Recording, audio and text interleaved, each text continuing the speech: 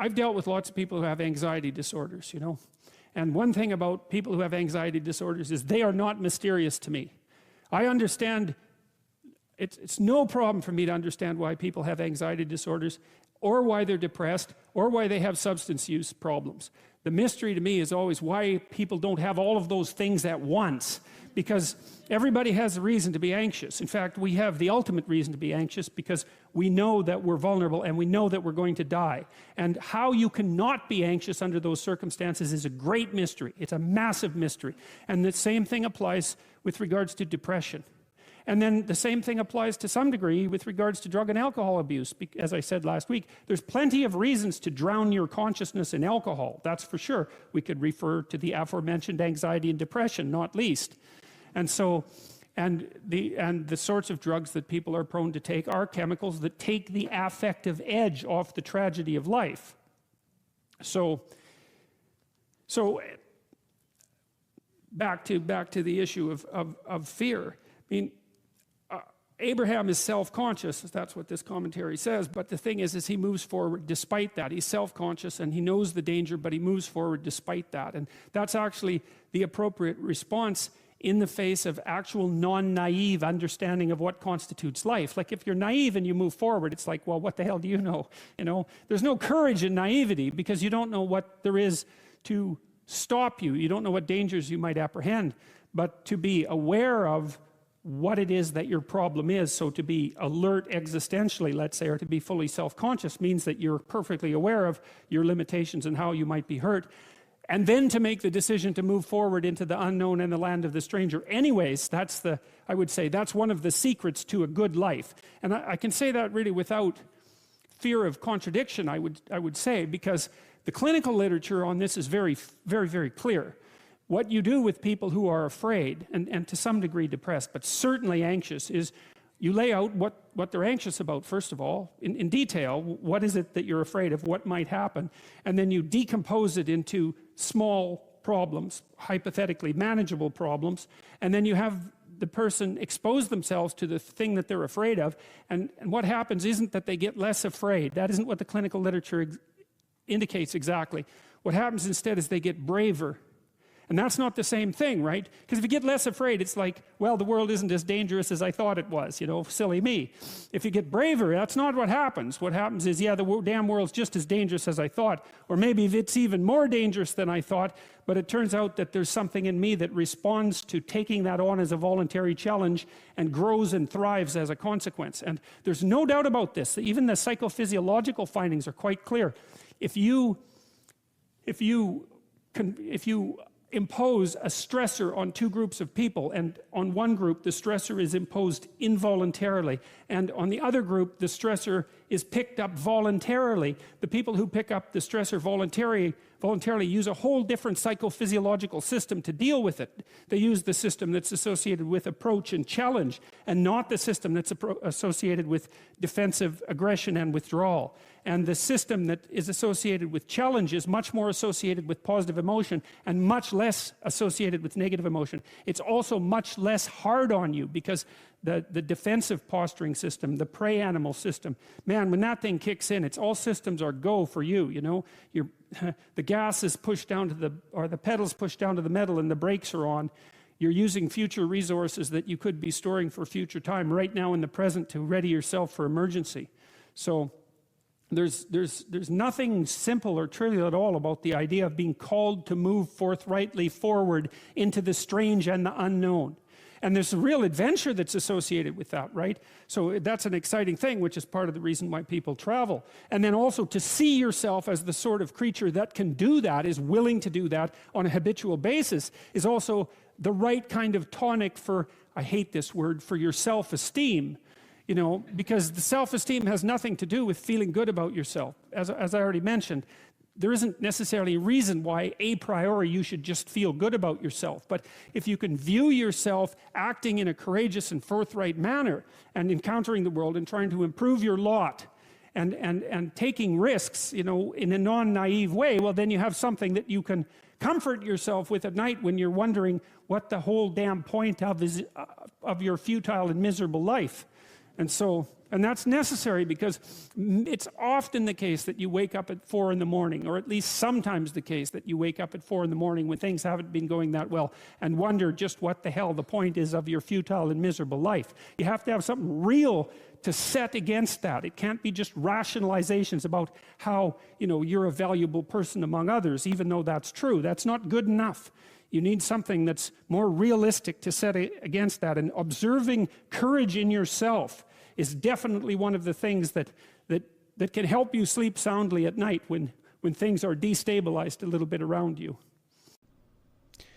Hello, Dr. Peterson. I've been trying to listen to my conscience, but I can't tell the difference between fear, willful blindness, or genuine conscience. Well, the first thing I would say about that is it is quite clear that you are, in fact, trying to listen to your conscience, because that's probably the first thing that you discover. So that's a really good question. Okay. Fear. Well, here's a test, and you don't want to do this stupidly. If you think that you should do something, and you think that the reason you might not be doing it is because you're afraid, then you should do it. So that way you can find out if it's fear. I think your question is, well, how do I know my conscience isn't just masquerading as fear, saying, well, you shouldn't do that, but it's rationalizing the real issue, which is you're afraid of doing that. Now, see, here's a reason that you want to tell the truth. And I kind of figured this out when I was looking deeply into the Pinocchio story. In Pinocchio, as Pinocchio strives to become real, he has a conscience to guide him, but it's Jiminy Cricket, this insect. But Jiminy isn't really a very good conscience. He's a bit dogmatic to begin with, dogmatic and inexperienced. And so it's not like the conscience is an unerring guide. It's like a partner in discovery.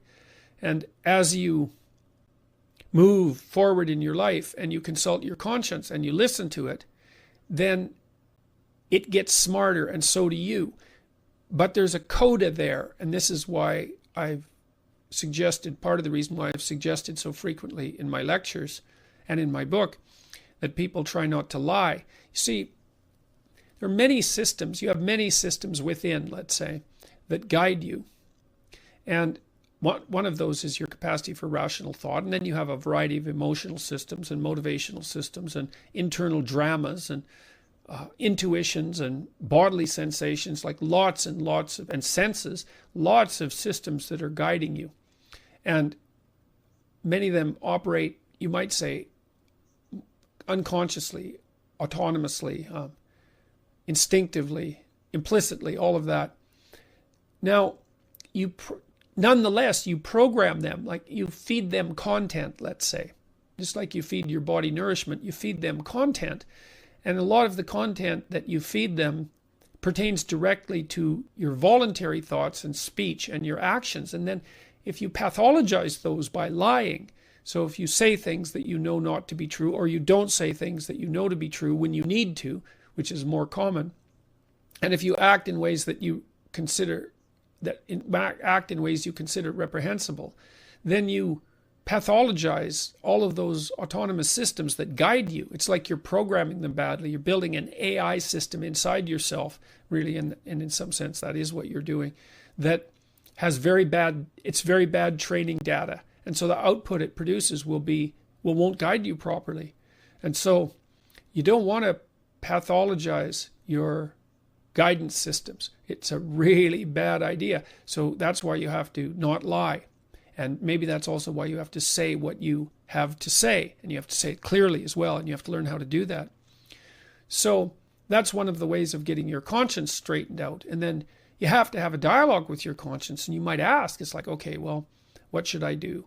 Or what should I do this, or should I not do this? So let's say you're thinking, should I not do this in the case of a temptation? Maybe you have a chance to develop a new relationship, and you're excited about it and apprehensive about it and afraid of it, and you don't know how to sort out all those feelings. And the first thing is you really have to want to sort them out. That's why you have to orient yourself to something that's a genuine up, the star above the horizon. You have to really want things to be straight, and you have to have thought that through, and you have to know what it means for things not to be straight. And really what it means is that you're headed for hell in one way or another. And if you understand that, it's enough, maybe it's enough to scare you straight. You really got to think that through. Then you got to think about how much better it would be if you aimed up. And that really has to kind of permeate your whole being. And so then you're oriented that way. You're oriented up, and you're deciding that it's okay to try to tell the truth. And then you can start to rely on this dialogue with your conscience. But both of you have to learn, and you're going to make mistakes along the way. You know, that's okay. You can say, well, I'm going to try this without being certain that it's right. You can even say, I'm going to say this without being certain that it's correct. Like if you're arguing with your wife or your husband or your sister or your father, and you have an idea about what might be going on, you can say, look, here's my idea about what's going on. Who knows what that idea might be contaminated with? Like maybe I'm putting it forward just because I'm too proud or arrogant or angry or fearful or whatever. That's possible. Let's see if we can figure that out. But you can offer it tentatively and both have at it. That's what you do if it's a hypothesis, right? You both have at it and see if it's an idea that's worthy of keeping. You do that with your conscience. And then you move forward. There's a technique in behavioral psychology psychotherapy called collaborative empiricism. So let's say that you and I have been sitting down and we decide that you're going to try something new this week. Like maybe you're agoraphobic and you're having a hard time in a parking lot. And so getting out of the car and going to the grocery store. So maybe we say, well, you're going to drive to the grocery store and you're just going to walk halfway halfway from your car to the door. And that's good enough do that every second day for a week. And then come back and let's talk about it. So that's collaborative empiricism. You're running a little experiment. So you think, well, your conscience is guiding you towards something. You take a tentative step in that direction. And then you check and see, well, did what I wanted to have happen occur as an outcome? That's the crucial question.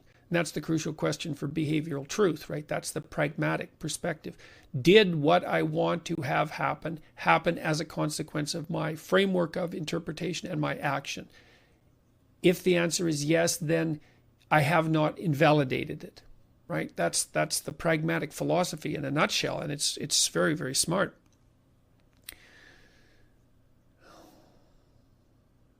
So you have a dialogue with your conscience that never ends, and hopefully it gets wiser, and you get wiser. And that's the dialogue that Jung talked about between the conscious and the unconscious, between your fantasy life, say, the life that's sort of underneath you as a conscious being, like the life that's part of your biological platform, the biological platform that somehow miraculously gives rise to your consciousness. You have a dialogue with that. We're always in dialogue. We're always in dialogue, right, with everything. So pursue that.